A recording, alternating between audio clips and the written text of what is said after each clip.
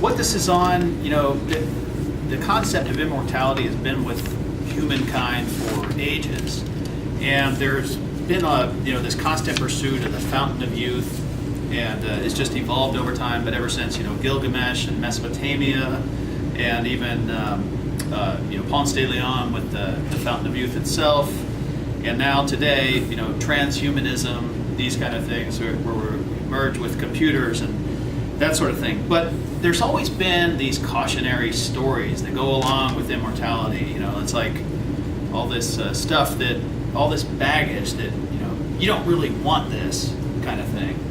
But sometimes there's side stories that go along with that. And one of the most poignant ones I thought of actually comes from this story of Arwen and Aragorn. These are two characters from The Lord of the Rings, J.R. Tolkien's book series. But in the movie, Peter Jackson takes some creative liberties with these characters. And there's an exchange that happens between Arwen, who is the daughter of an elvish king, and Aragorn, who's an heir to the throne of one of the kingdoms in Middle-earth. And Middle-earth is the setting, if you're not familiar, of The Lord of the Rings, where there are all these characters. There's men, but there's elves and dwarves and hobbits, and there's dragons and trolls and all these things. But the main theme of The Lord of the Rings is there's this brewing battle. There's this epic battle that's taking place. That Sauron is this leader of evil forces that's building an army, and his goal and intent is to conquer and destroy Middle-earth.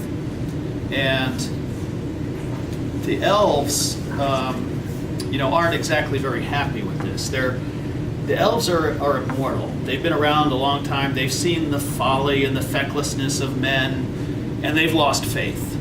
They're going to march to the sea, and they're going to sail off and leave Middle-earth.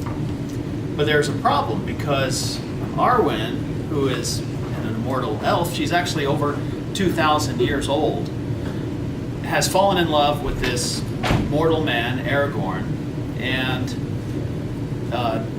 there's a little bit of an issue there. So the elves are leaving, and there's this exchange between her father, the king, Elrond, and Arwen. And meanwhile, Aragorn's gone off. He's going to be leading the armies to fight this Sauron and save Middle-earth. So Elrond comes up. The elves are leaving, and Arwen's not leaving, obviously. So he comes up to her and he says, Arwen, why do you stay when there is no hope? And Arwen says, there's still hope. And he says, so he goes off on this sort of monologue, tirade about, if Aragorn survives the war, you will still be parted, he says. If Sauron's defeated and Aragorn is actually made king and everything that you hope for comes true, you'll still have to taste the bitterness of mortality. Because whether by the sword or the slow decay of time, Aragorn is going to die. And there won't be any comfort for you to ease the pain of his passing. Aragorn will he'll come to death in the splendor of kings and in all its glory. But you, Arwen, will linger on in darkness and in doubt. Like nightfall that comes in winter without a star, he says. He says, you'll be bound to this world in your grief under the fading trees until all the world is changed and the long years of your life are utterly spent. He says, there's nothing for you here, Arwen, only death. Now that's a pretty bleak outlook, I think. I thought that was pretty bleak when I heard that. And I thought, why would Elrond do this? What's the lesson here? What's this all about? What I took from that is that I think it's about parenthood and about how sometimes we want our children to understand the consequences of the choices they make. And in Arwen's case, it's kind of a big deal. She's going to marry this mortal person if everything works out. And in a short time, he's going to be gone, and she's going to be living on. Meanwhile, the elves will have all sailed off, and she'll be in this world that's changed. It won't be anything like it was before.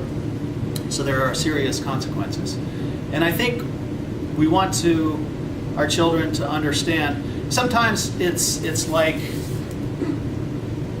even if the children get, what the consequences are, as a parent, you want to get that the children's get what the consequences are, so you can have some peace that they're making the right choice. Because if we enter into a situation with serious consequences and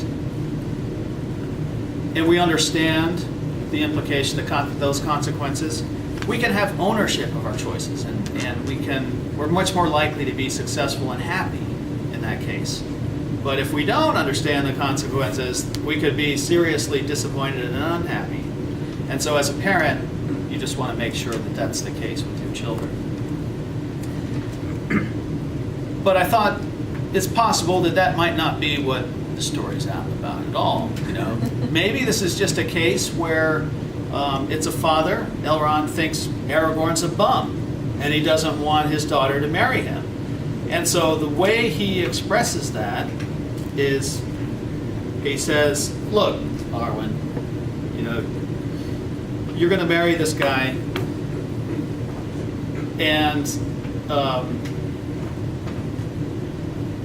you're going to marry Aragorn, but Aragorn is, here's the issue, is here's my problem with you marrying Aragorn, and that is that you're a whole lot older than he is, and there's no way it can work out." So, Mr. Toastmaster.